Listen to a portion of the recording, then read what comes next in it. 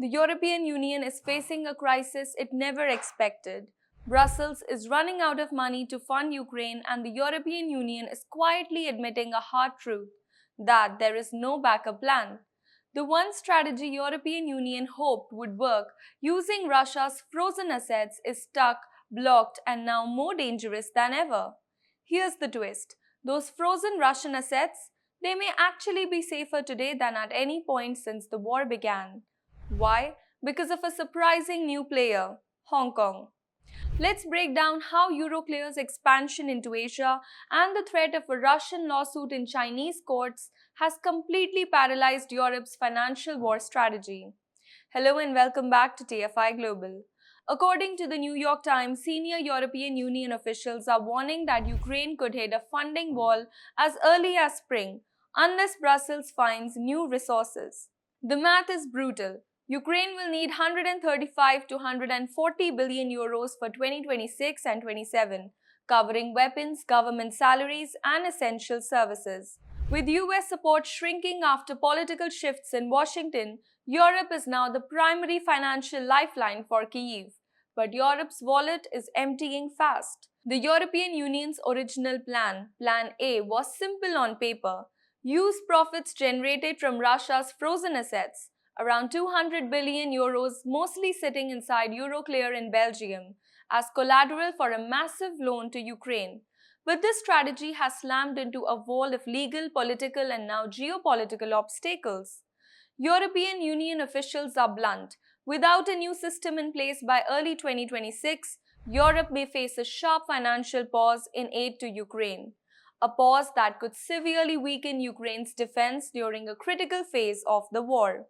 So why can the European Union simply use the frozen Russian assets? This is due to two reasons. First, legal uncertainty. International law protects sovereign reserves. Confiscating them sets a precedent that terrifies global investors. Second, Belgium's veto. Because Euroclear is headquartered in Brussels, Belgium is on the front line of liability. Belgium has repeatedly told the European Union, give us total protection or we're out. Germany and several northern European states back Belgium, warning that any mistake could destabilize international financial markets. Euroclear's leadership has gone even further. Its CEO, Valerie Urban, has openly said that if forced into an illegal action, Euroclear might even sue the European Union itself. Just imagine, Europe's biggest financial custodian is taking Brussels to court. But the most dramatic obstacle is not in Brussels, it's in Hong Kong. In July 2025, Euroclear and Clearstream announced a major partnership with the Bank of China, Hong Kong, BOCHK. The goal was to expand the Eurobond market into Asia following Chinese and other Asian issuers easier access to Europe's 14 trillion euros Eurobond ecosystem. BOCHK joined Euroclear as a common depository and safekeeper and also as a life cycle service provider. This was meant to be a win-win for global finance, but instead it opened the door for one of the biggest financial threats to the European Union sanctions regime. Because now Euroclear has significant operational and financial exposure in Hong Kong. It maintains cash balances, accounts, and settlement infrastructure in a jurisdiction not bound by European Union sanctions. And this brings us to the critical point. Russia has been preparing for asymmetrical legal warfare since the first sanctions hit in 2022. Over 100 lawsuits by Russian companies and investors are already pending against Euroclear across various jurisdictions. But Hong Kong presents the perfect battlefield for Moscow.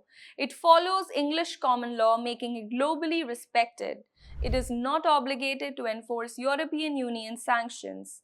Its courts are seen as reliable, independent, and highly efficient for financial disputes. Here's the scenario European Union officials fear.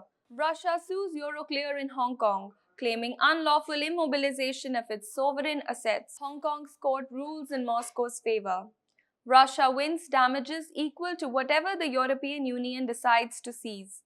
Those damages are enforced by freezing Euroclear's assets in Hong Kong. The result? Russia gets compensated indirectly without Europe touching a cent in Brussels.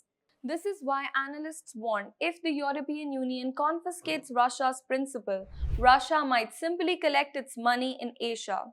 That risk alone has frozen the entire debate in Europe. Confiscating or collateralizing Russia's assets doesn't only risk a legal defeat, it risks detonating the global financial system's trust in Western custodians.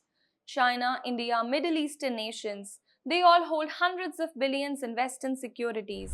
They are watching closely. If the European Union breaks sovereignty immunity for Russia, these countries will ask, are our assets safe in Europe? The likely response, a massive shift of reserves from Euroclear and Clearstream into Chinese or regional custodians. This could cost Europe trillions in lost financial flows and permanently weaken the euro's global role. Euroclear and Belgium knows this, and that is why confiscation is politically explosive and legally radioactive. European Union officials admit it.